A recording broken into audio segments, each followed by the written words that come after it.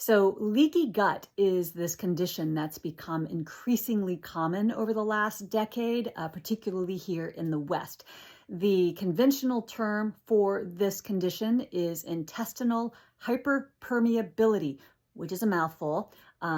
So you see why we call it leaky gut. So much easier and really paints a picture, right? So it's hyperpermeability, like hyperporousness of your gut, of your intestine. What happens is if your intestinal lining is disrupted, we have these tight junctions in there, and they're a thing. Consider these tight junctions like crossing guards along a border.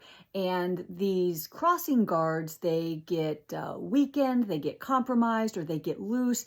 And pretty soon the border, your intestinal border, all along your wall, becomes porous. It becomes perforated.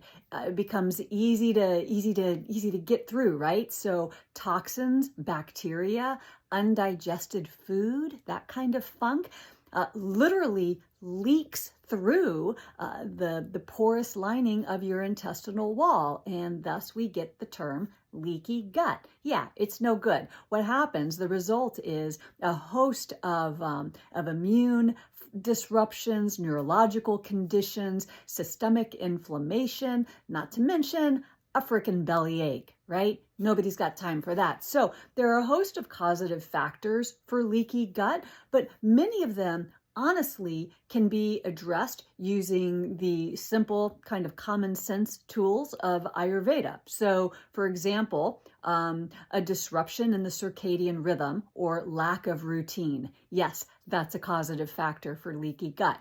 Another one is maybe eating when you're not hungry. Ooh, yeah, I'm sure that hit a nerve. It did for me. Eating when you're not hungry. That's another causative factor for leaky gut.